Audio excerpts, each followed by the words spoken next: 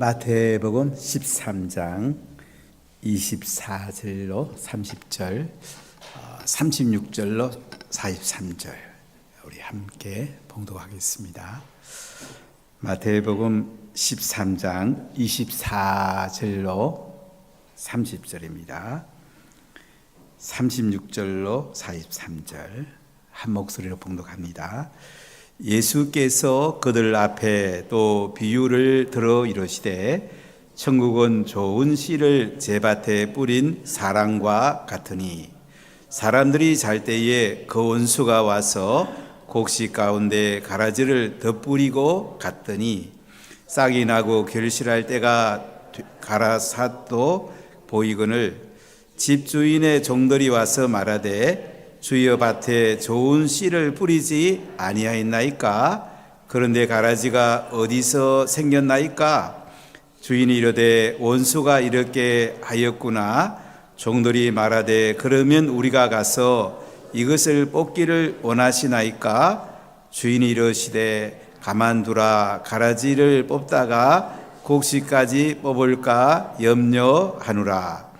둘 다 추수 때까지 함께 자라게 두라. 추수 때에 내가 추수꾼들에게 말하기를 가라지는 먼저 거두어 불사르게 단으로 묶고 곡식은 모아 내 곡간에 넣으라 하리라. 이에 예수께서 무리를 떠나사 집에 들어가시니 제 아들이 나와 이르되 밭의 가라지의 비유를 우리에게 설명하여 주소서.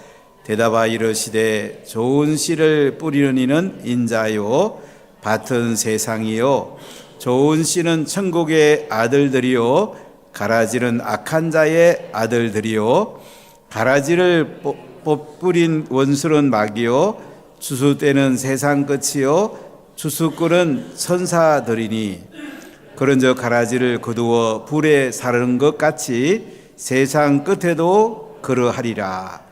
인자가 그 천사들을 보내리니 그들이 그 나라에서 모든 넘어지게 하는 것과 또 불법을 행하는 자들을 거두어내어 풀무불에 던져 넣으리니 거기서 울며 이를 갈게 되리라. 그때의 의인들은 자기 아버지의 나라에서 해와 같이 빛나리라. 귀 있는 자는 들으라. 아멘. 하나님 나라의 행복한 삶. 우리는 세상의 행복을 넘어서 하늘나라의 행복을 누리는 사람들, 가장 행복하고 가장 영광스러운 사람들입니다. 마태복음 전체 흐름을 보면 예수님은 처음에는 무리들에게 복음을 전하시고 하나님 나라 말씀을 가르치십니다. 병든 자를 고치시고 악한 영들을 쫓아내십니다. 그런데 오늘 중반부에 아버니까 이제 예수님은 제자들을 중심으로 하나님 나라 비유들을 해석하고 가르쳐 주는 것을 볼 수가 있습니다. 예수님이 오신 것은 온 세상의 사람들이 예수 믿고 하나님 나라에 들어가는 것이 가장 소중합니다.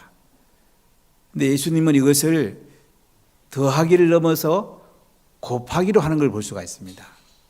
예수님 당시에 사람들에게만 복음이 들어가고 병이 고쳐지는 게 아니고 제자들을 잘 키워서 이 제자들이 계속 이어지면서 하나님 나라가 이 땅에 임하고 병든 자가 고침을 받고 복음이 전 세상에 다음 세대로 흘러가게 하는 것을 볼 수가 있습니다.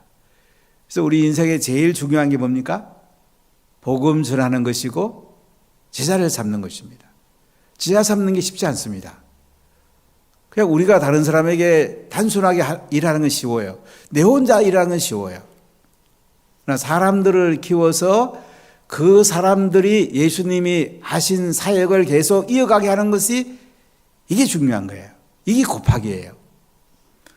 많은 사람들은 자기 당대만 복음이 전해지고 하나님 나라가 임하면 되는 작은 데에 머물러 있습니다. 근데 예수님은 멀리 바라보시는 거예요. 그러니까 12제자를 어떻게 길러낼까? 그 12제자를 통해서 전 세계에, 그리고 예수님 오실 때까지 다음 세대를 이어서 계속 복음이 전해지기를 예수님이 원하시는 것을 볼 수가 있습니다. 참 안타깝게도 한 100년이 안 되면 서구는 거의 이슬람화가 될 것입니다. 미국도 100년 안 돼서 매우 위험합니다. 어떻게 할 수 있느냐? 미국에 좋은 신학교가 거의 없습니다. 복음적 신학교가 몇 개 없습니다. 거의 다 자유주의 신학, 성경을 인간적으로 보는, 철학적으로 보는, 세상의 눈으로 보는 그런 신학이 지금은 주를 이루고 있습니다. 뭐 그들이 배우고 나서 뭐 하겠습니까? 예수님의 십자가에 죽으심과 부활까지 부인하는 많은 신학적 사조들이 있습니다. 심지어 예수님이 사생아라고 말하는 사람까지 있습니다. 우리는 성경을 성령에 감동된 하나님의 말씀으로 잘 받아서 우리 자녀들에게 이 말씀을 전수하고 또 우리 주변 사람들, 오이코스들에게, 그리고 전 세상에 이 하나님 말씀을 계속 전달하는 것이, 제자를 삼는 것이 우리에게 중요하고 너무너무 소중합니다. 저는 필리핀 갔을 때도 이영철 목사님 성품이 참 순수하시더라고요. 두 번째 교회를 세우면서 사모님의 그 형제들이 이 땅을 3천만 원을 주고 샀다고 합니다. 한 3,000평이 됩니다. 거기에 이제 교회를 지어갖고 전사님 가정이 와서 사역하는데 아마 그날 모이신 분이 한 5, 60명이 되는 것 같아요. 3대가 함께 예배드리고 또 은혜를 나누는 모습이 너무너무 아름다웠습니다. 3천만 원 땅에 3,000평을 사서 이제 앞으로 수양관도 하고 싶어 하고 이제 제자 세우는 훈련으로 쓰고 싶어 하세요. 참 좋은 계획이죠. 세 번째 계획은 이제 그 호수위에 집 있는 데가 있답니다. 호수위에 집 짓고 사는 사람에게 복음 전하는 것을 지금 계속 하시고 계신데, 이렇게 계속 교회를 재생해 나가는 거, 계속 지교회를 계속 세워나가는 거, 이거 좀 대단한 겁니다. 제가 이성교사님께 하나 당부를 했습니다. 선교사님, 이제 4년째 선교하시는데 교회를 짓는 데 4년 된다고 그래요. 앞으로 6년만 있으면 자립하십시오.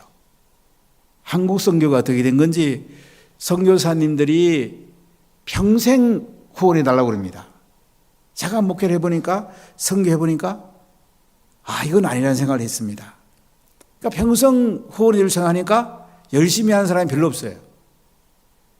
10년 뒤에 내가 자립해야 된다 그러면 죽기 살기로 할 수밖에 없어요. 그럼 자립할 수밖에 없어요. 그리고 그 뒤에 후원해 주더라도 필요하면 받을 수 있으면 받으십시오. 그러나 많은 지교회를 세우고 제자를 세우십시오. 재생산을 하십시오. 이게 선교입니다. 제가 평생 선교 지향적인 목회를 해봤는데 이 선교를 깨닫는 게 참 쉽지 않더라고요. 하영조 목사님, 이태웅 목사님, 홍정일 목사님, 이분께 많이 초창기는 말씀을 들어가면서 이제 선교를 해봤는데, 저는 지금까지 해보니까 저희 운하교회가 선교에서는 세계 최고라는 생각을 해요. 우리 교단에서 누구한테 얘기해봐도 우리 교회처럼 사람을 세우고 제자를 세워서 재생산하는 선교하는 데가 거의 없습니다.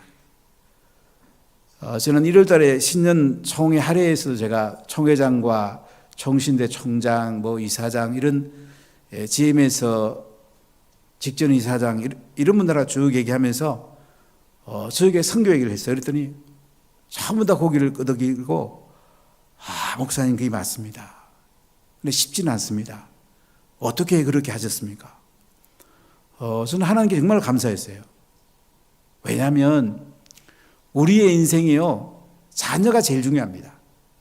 자녀를 말씀 맡은 자로 키워내느냐, 이보다 더 중요한 건 없어요.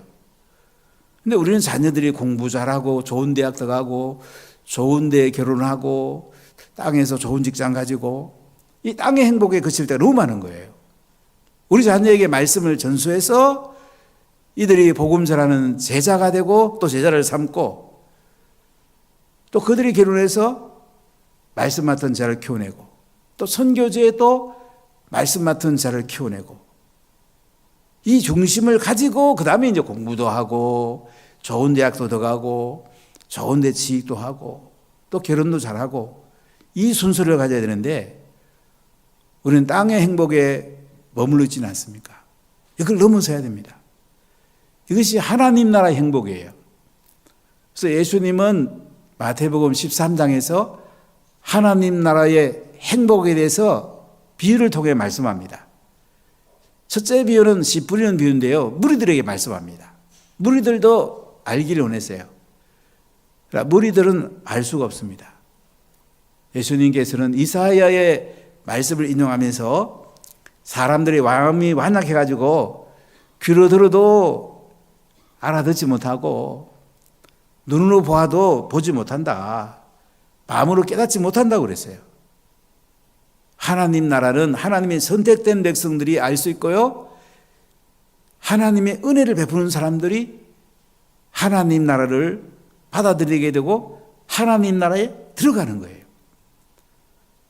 우리나라는 그동안 하나님 나라의 미래성은 잘 설명이 되어 있습니다. 죽은 뒤에 우리가 영원한 천국 간다. 얘기는 너무 많이 들었어요. 그러나 성경의 또 하나는 예수를 믿는 순간에 우리는 하나님 나라에 들어간다. 하나님 나라가 시작되는 거예요.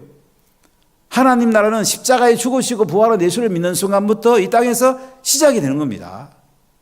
그래서 하나님 나라의 은혜와 하나님 나라의 기름 부음과 하나님의 선물을 내가 많이 누릴수록 행복한 거예요. 행복의 개념을 잘 이해해야 돼요. 우리 땅의 것을 많이 가지면 행복하다. 인생 마칠 때 뭘 가져갑니까? 아무것도 못 가져가잖아요. 어떻게 하면 하나님 나라 행복을 누릴 수 있을까? 재정도 어떻게 하면 하나님 나라의 행복을 누리는 쪽으로 재정을 쓸 수 있을까? 시간도 어떻게 하면 하나님 나라 행복을 누리는 쪽으로 시간을 쓸 수 있을까? 이게 굉장히 중요해요. 며칠 전에 제가 저희 교회 한 장로님께 전화를 드렸더니 아이고 목사님 제가 이제 은퇴가 얼마 남아 그런지 자꾸 무기력합니다. 목사님은 괜찮으세요? 그래서 아유 나는 청춘으로 사는데요. 난 펄펄 넘치는데 그랬더니 깜짝 놀라시는 거예요. 아니 은퇴하더라도 할 일이 얼마나 많아요. 뭐 선교지 가서 선교도 되고 우리 주변에 복음 전해도 할 일이 얼마나 많습니까? 오래전에 대전에서 송목사님 오셔서 부흥회 그 중에 교장 선생님 출신 한 분이 저희가 간증하신 거 혹시 기억납니까? 오래된 분들은? 전 그분 간증이 굉장히 제 마음에 깊이 남았어요. 이거는 교장 선생님이니까 은퇴하면 이제 연금이 계속 나오잖아요. 아침 식사하고 나면 노인정 가는 거예요. 가서 점심 사줘요. 노인정마다 가서 점심 사주고 또 복음 전하고 행복 코스에 그분들을 초대하고 그래서 그분의 마을이 120명이래요. 120명. 120명을 전도한 거야. 다 돌보지 못해서 40명은 다른 분 돌보게 그분에게 부탁하고 80명을 돌보고 있다고. 저는 그분 간정이요. 80이 넘은 분 간정이 굉장히 와닿았어요. 참 멋진 인생을 살다. 땅의 행복을 넘어서 하늘의 행복을 누리는구나. 그래서 저는 굉장히 감동을 받았어요. 많은 사람들이 은퇴하면 어떻게 놀까, 어떻게 쉴까 이게 관심이 많아요. 제 친구 중에 그 안기부 아주 고급 공무원 한 친구가 있는데 이 친구는 이제 은퇴하면 골프 치는 게 너무 큰 소원이었어요. 그래 만났더니 어떠냐 했더니 아이고 골프 3개월 치고 나니까 별 재미없다고. 그리고 요새 뭐 하냐니까 손자 봐주고 있다고. 제 친구들은 되게 다 손자 봐주고 있는 경우가 많더라고요. 어쨌든 간에 중요한 게 뭐냐면 우리가 땅의 행복을 넘어서야 돼요. 하늘의 행복을 누리는 것이 여기에 성령에 초점이 있는 것입니다. 그래서 예수님은 씨 뿌리는 비유를 통해서 이제 씨를 갖다가 길가에 돌밭에 가시떨기에 옥토에 이렇게 뿌렸단 말이죠. 근데 어떻게 했습니까? 길가에 뿌린 씨는 새가 와서 쫓아 먹어버렸어요. 싹도 안 났어요.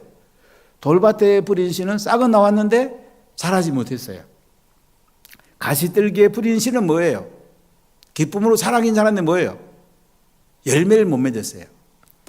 이거 설명을 하잖아요. 길가에 뿌린 씨는 새가 와서 쫓아 먹었다. 씨는 말씀이에요. 사단이 그것을 먹어버렸다 이거죠. 그리고 돌밭에 씨는 이제 자라긴 자랐는데 환난과 핍박이 오니까 넘어지는 자라고 그러죠. 가시떨기 잡초에 심은 씨는 뭐예요? 세상의 염려와 재리의 유혹으로 넘어지는 자다. 많은 사람들이 예수 믿는데 세상의 염려와 재리의 유혹으로 넘어지는 사람이 얼마나 많습니까? 재정을 하나님 나라 중심 쓰는 것이 정상이죠. 근데 자기 중심으로 쓰는 것은 벌써 세상의 재리의 유혹에 무너진 거예요. 우리 염려할 게 뭐 있습니까? 아무것도 염려하지 말라고 그랬는데 성경에는 두려워하지 말라, 염려하지 말라는 말씀이 많이 나오잖아요. 하나님이 하지 말라고 하면 안 하면 되죠. 우리 예수 믿는 거 쉽지 않습니까? 그냥 말씀대로 살면 되는 거예요. 근데 좋은 땅에 버렸더니 어떻게 했어요? 30배, 60배, 100배 열매를 맺었다. 우리가 100배 열매를 맺어야 안 되겠습니까? 그럼 우리가 말씀을 뿌려야 됩니다. 복음을 뿌려야 됩니다. 복음이 많은 열매를 맺어야 돼. 이게 제일 기쁜 거예요. 우리 자녀를 말씀으로 잘 세워내고 자녀가 잘 되면 부모로서 가장 행복하지 않습니까? 우리 주변의 사람들을 오이코스로 삼아가지고 그 영혼을 살려내고 그들이 또 다른 사람들의 영혼을 살려내고 이게 제자 삼는 거죠. 이게 가장 우리에게 행복하지 않겠습니까? 자, 그러면서 예수님이 또 그들에게 비유를 하나 말씀하는데요. 천국은 마치 밭에 뿌린 사람과 같다 그러면서 사람들이 잘 때에 원수가 와가지고 곡식 가운데 가라지를 더 뿌린 거예요. 이제 싹이 납니다. 결실할 때가 됐는데 어떡해요? 가라지도 보이는 거예요. 그러니까 집주인의 종들이 와갖고 말합니다. 주인님, 밭에 좋은 씨를 뿌리지 아니했습니까? 그런데 가라지가 어떻게 생겼습니까? 그러니까 주인이 뭐라고 그럽니까? 원수가 와서 뿌렸구나. 그러니까 종들이 뭐라고 그래요? 우리가 가서 이것을 뽑기를 원하십니까? 근데 주인이 대답하기 뭐라고요? 가만둬. 가라지를 뽑다가 곡식까지 뽑을까 염려돼. 둘 다 추수 때까지 함께 자라게 두라. 추수 때에 내가 추수꾼들에게 말해가지고 가라지는 먼저 거두어가지고 불사르게 단으로 묶어가지고 던져버리고 곡식은 내 곡간에 넣겠다. 이렇게 주인이 말을 합니다. 예수님이 이 비유를 제자들에게 설명을 해줍니다. 제자들이 알아듣게 설명을 해줘요. 유대는 농사 짓는 곳과 또 바닷가라든지 호수에서는 어부들이 있겠죠. 그리고 과일 농사를 많이 짓습니다. 올리브라든지 또는 대추야자 또는 포도. 여기 보니까 이제 씨 뿌린 경우는 가을이 되면은 보리하고 밀을 심습니다. 여기 곡식은 보리나 밀을 말하고 있습니다. 유대는 가을에 장막절이 되면 그때부터 비가 오기 시작해요. 대개 10월 초중순입니다. 이때 이제 보리하고 밀을 심게 됩니다. 이때 내리는 비를 이른비라고 합니다. 자, 성경에서 제일 이해되지 않는 거 하나가 유사한 가을에 내리는 비가 이른비고 봄에 내리는 비가 늦은 비라고 했어요. 이게 무슨 말일까? 무슨 말일까? 참 한동안 고민한 적이 많았어요. 신학을 해도 제가 그랬어요. 제가 이스라엘 가보니까 이해가 되더라고요. 가을에 보리농사, 밀농사는 가을에 심어놓고 이제 비가 와야 되잖아요. 그러니까 이른비라고 하는 거예요. 보리, 밀이 이제 이스라엘은 주 곡식이거든요. 우리나라는 이제 벼가 주곡식이니까 봄에 오는 비가 이른 비를 할 수 있는데, 이스라엘은 보리와 밀이 주곡식이니까 장막절 지난 뒤에 오는 비가 이른 비예요, 이른 비. 이른 비가 오면 이제 씨를 뿌리거든요. 씨를 뿌리는데 가라지도 함께 자란 거예요. 농부가 가라지 뿌린 적 없거든요. 가라지라 그러면 독보리라 그럴까요? 자랄 때는 거의 모습이 비슷해요. 나중에 열매를 맺고 보면 다른 거예요. 제가 시골 자라기 때문에 벼를 심어보면 벼하고 자랄 때 똑같은 게 있어요. 표준말은 제가 잘 모르겠는데 우리 아버님 늘 피라고 피. 피라는 거 이제 열매 맺어보면요. 나락이 이삭을 안 맺고 다른 이삭을 맺는 거예요. 그러니까 오늘 가라지 비유를 통해서 예수님께서 그래 농부가 가서 씨를 뿌리는데 곡식만 추수하려고 그랬는데 나중에 보니까 가라지도 거기서 추수가 됐다. 그러니까 종들은 빨리 그 가라지를 뽑아가지고 버리고 곡식만 잘 자라도록 하면 안 좋겠습니까? 이런 뜻이에요.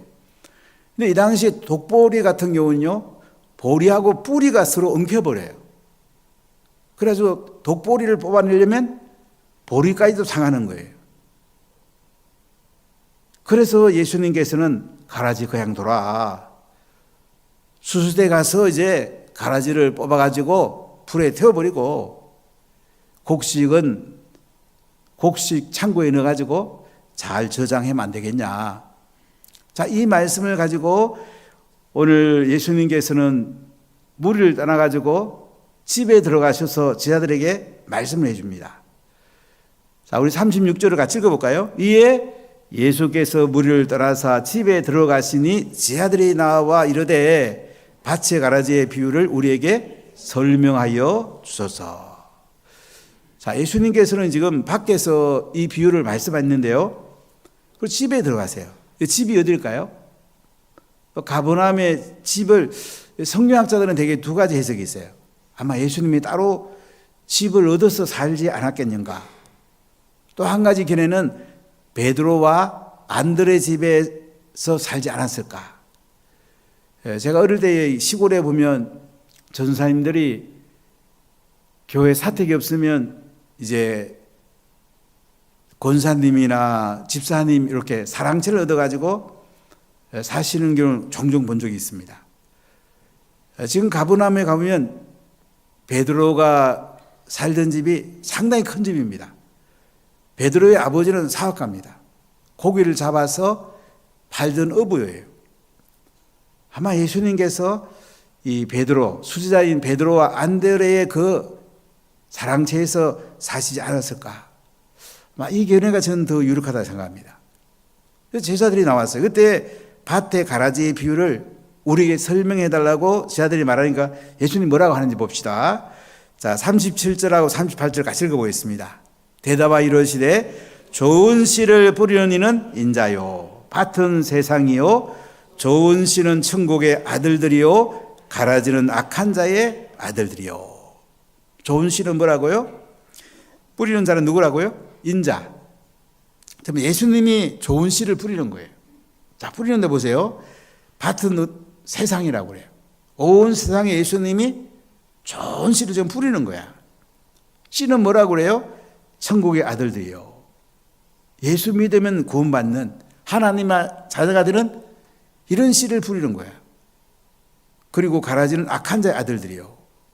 가라지는 악한 사람들의 아들들이다. 그러니까 예수님 안 믿고 하나님 관계가 안 되니까 악하게 사는 사람들이에요. 자, 그런데 보세요. 39절 40절 읽어볼게요. 가라지를 뿌린 원수는 마귀요 추수 때는 세상 끝이요 추수꾼은 천사들이니 그런즉 가라지를 거두어 불에 사른 것 같이 세상 끝에도 그러하리라. 가라지를 뿌린 원수는 누구라고요? 마귀랍니다. 우리 마음에 악한 마음을 주는 그 주체가 누굽니까? 마귀입니다. 우리가 악한 행동을 하게 하는 것이 마귀예요, 마귀. 그래서 우리 악한 영을 쫓아내는 게 중요합니다. 마귀가 내 인생의 주인 되면 인생은 가라지 인생 되는 거예요. 예수님이 내 삶의 주인 되면 될까요? 우리 인생은 예수님의 행복한 인생이 됩니다. 추수 때는 언제라고요? 세상 끝이랍니다. 추수꾼은 누구라고요? 천사들이래요. 그래서 가라지를 거두어갖고 불에 사르는같이 세상 끝에도 그러하다. 예수님이 이제 재림하시고 마지막 심판 때가 오면 어떻게 될까요? 가라지를 다 거두지요. 초림의 예수님은 우리를 구원하러 오셨지만은 재림의 예수님은 심판하러 오시잖아요. 예수 믿는 사람과 안 믿는 사람을 갈라냅니다. 그리고 예수 믿어도 상이 큰 사람하고 상이 작은 사람을 갈라내요. 심판하러 오시는 거예요. 가라지를 거둬갖고 한다고요? 불에 던져버린단 말이지. 지옥불에 던져버린다고요. 세상 끝에 이렇게 된대요. 진짜 지옥이 있다고 우리가 믿는다면 복음 안 전하겠습니까? 남편이 지옥 구석에 들어가는 데 가만히 있어요? 내 자녀가 지옥 들어가는 데 가만히 있는 부모가 있나요? 그럴 수가 없잖아요. 제가 그럴 때 나무를 떼다 보면 이제 그 불이 활활 타올라서 솥에 이제 음식을 하는데요. 가끔 보면 이제 갓난아기들이 잘 모르고 불 속으로 들어가는 경우가 있어요. 부모 가만 놔두겠습니까? 빨리 꺼내겠죠. 우리가 불구덩이에 들어가는 사람들을 건져내는 거, 이거보다 더 중요한 게 있을까요? 목사님 또 전도 얘기하기 쉽지만은 그보다 더 중요한 게 있어요? 내 자식인데, 내 남편인데, 내 부모님인데 불구덩이에 들어가면 안 되잖아요. 그래서 가라지는 거두갖고 불구덩이에 던져버린대요. 예수 안 믿는 사람, 악한 사람은 거두갖고 불구덩이에 집어 던진대요. 그렇기 때문에 이 땅에서 가장 중요하고 가장 우선순위 이름 뭐예요? 안 믿는 사람에 위해서 기도하고 얼굴으로 삼아서 그들을 하나님 앞으로 복음 듣고 성령 받게 하는 거죠. 그보다 더 중요한 게 있습니까? 그리고 우리가 예수님을 잘 믿어야 됩니다. 곡식을 거둬도 알맹이가 많고 많이 달리는 게 중요하잖아요. 30배보다는 60배, 60배보다는 100배 믿는 게 더 좋지 않습니까? 근데 예수 믿어도 시원찮게 믿는 사람들, 예수님 얼마나 안타까워하겠습니까? 우리가 자녀가 잘 될 때 부모님이 행복하잖아요. 자녀들이 그냥 부모 쏙쏙일 때 자녀가 부모 마음을 얼마나 아프게 하겠습니까? 그래서 오늘 예수님은요, 가라지는 불에 살라버린대요. 세상 끝에도 이렇게 심판이 온답니다. 자, 우리 41절 42절 읽어보겠습니다. 인자가 그 천사들을 보내리니 그들이 그 나라에서 모든 넘어지게 하는 것과 또 불법을 행하는 자들을 거두어 내어갖고 풀무불에 던져 넣으리니 거기서 울리며 이를 갈게 되리라. 인자, 예수님이 천사를 보내갖고요, 그들을 넘어지게 하는 자, 모든 사람을 넘어지게 하는, 여러분 모든 사람을 넘어지게 하는 것이 얼마나 안 좋은 줄 보세요. 예수 믿는데 험담하고 안 좋은 얘기하고 자기 목소리 내고 자기가 옳다고 그러고 자기 생각 주장하고, 이거 뭐예요? 다른 사람 넘어지게 하잖아요. 자, 다시 한번 읽어볼까요? 41절 읽어보겠습니다. 인자가 그 천사들을 보내리니 그들이 그 나라에서 모든 넘어지게 하는 것과 또 불법을 행하는 자들을 거두어낸다. 다른 사람 넘어지게 하는 것이요, 하나님이 얼마나 싫어하는지 보세요. 사람들은 지가 똑똑한 줄 알아요. 정말 똑똑한 사람은 다른 사람 세워줍니다. 덕을 끼칩니다. 다른 사람이 잘 되면 행복해합니다. 근데 어떤 사람은 다른 사람이 잘하면요, 시기합니다. 어떤 사람이 목사님께 잘하면 시기해요. 어떤 사람이 잘하면요, 시기해버려요. 끄집어 내려버려요. 이제 바보죠, 바보. 다른 사람이 잘하면 어떻게, 나도 잘해야 되겠다. 나는 더 잘해야 되겠다. 그게 정상적인 거죠. 그게 하나님의 은혜죠. 시기하고 질투하고 모든 사람을 넘어지게 하는 사람을요, 풀무불 속에 집어넣는대요. 지옥불에 집어넣는다잖아요. 이런 무섭지 않습니까? 우리 예수 믿는 사람은 다른 사람 자꾸 세워줘야 돼. 다른 사람이 잘하면 나도 잘해야지. 더 잘해야지. 이런 마음이 있어야죠. 우리나라 사람들은 민족성이 이 부분이 특격을 해요. 다른 사람 잘 되는 거 못 봐요. 사촌이 땅 사면 배가 아프다든가, 사촌이 땅 사면 얼마나 좋아요. 꽃도 보내고 선물도 보내고. 그럼 나가 덕 볼 수도 있잖아요. 배 아파가지고 나에게 덕되는 게 뭐가 있겠어요? 모든 넘어지게 하는 것과 또 불법을 행하는 자들을 거두어내가지고 풀무불에 던져 넣는다. 거기서 울며 이를 갈게 되리라. 여러분 절대로 남을 넘어지게 하지 마세요. 차양대에서, 봉사부 식당에서, 주차 안내하면서, 교회 학교에서 여러분들이 여러 부서에서 특히 움직일 때요, 리더들은 이 부분을 잘 보십시오. 부정적 말하거나 남을 넘어지게 하는 사람이 있으면 개인적으로 부르세요. 아무개 집사 그래 하면 안 돼. 다른 사람 세워줘야지. 왜 안 좋은 얘기 하나? 리더가 하자 그러면 같이 해야지. 왜 그런 말을 해? 개인적으로 얘기하고요. 그래도 말 안 들으면 조지세요. 조져서라도 고쳐내야 돼. 그래 공동체가 살죠. 불무불에 들어가는 것보다는 혼나고 고치는 게 더 낫지 않습니까? 울며 이를 갈게 된다잖아요. 자, 그런데 43절을 크게 읽어볼까요? 그때의 의인들은 자기 아버지 나라에서 해와 같이 빛나리라. 귀 있는 자는 들으라. 의인들은 누굴까요? 예수 믿는 사람들이죠. 여기 나오는 비유로 말하면 이제 곡식이죠. 좋은 보리, 밀, 곡간에 이제 농부가 잘 이렇게 쌓아놓지 않겠어요? 바로 이 의인들은요, 자기 아버지 나라에서 어떻게 사는가요? 해와 같이 빛난답니다. 해와 같이 빛난대요. 저는 하나님 나라 가면 예수님께서 상급에 심판할 때에 뭘 제일 많이 물어볼까? 이런 예상 문제라는 게 있잖아요.